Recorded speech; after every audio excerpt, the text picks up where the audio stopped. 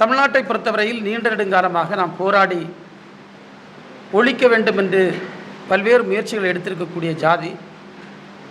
அதேபோன்று மதவரி, இவற்றையெல்லாம் அவர்கள் மீண்டும் உருவாக்கி மக்களை பிரிக்கக்கூடிய ஒரு சூழ்ச்சியில்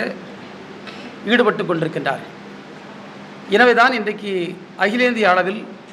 பல்வேறு இந்த சிவில் சொசைட்டி தலைவர்கள்,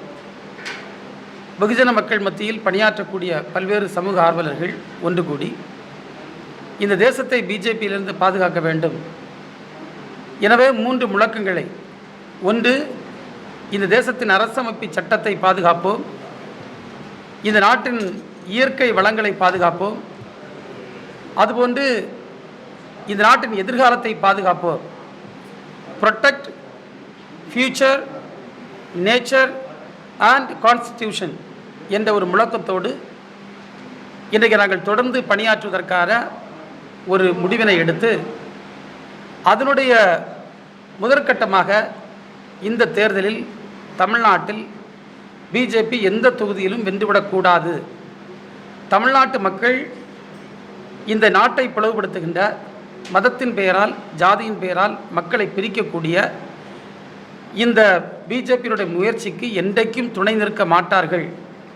என்பதை உறுதிப்படுத்துகின்ற விதத்தில் நாம் இந்த ஜீரோ பிஜேபி என்ற பிரச்சாரத்தை முன்னெடுக்கின்றோம். இதற்கு தமிழ்நாட்டில் இருக்கக்கூடிய மக்கள், நல்லுள்ளம் கொண்டவர்கள்,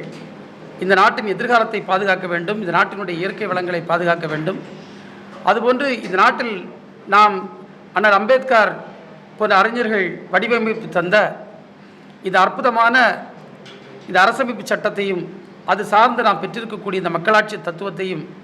நாம் பேணி பாதுகாப்பதற்கு இதில் எல்லா நம்முடைய மக்களும், தமிழ்நாட்டு மக்களும் ஒரு பேராதரவை தந்து இந்த ஜீரோ பிஜேபி கேம்பெயின் முழு வெற்றி பெற நாங்கள் தமிழ்நாட்டினுடைய வாக்காளர் பெருமக்களை அன்போடு கேட்டுக்கொள்கின்றோம்.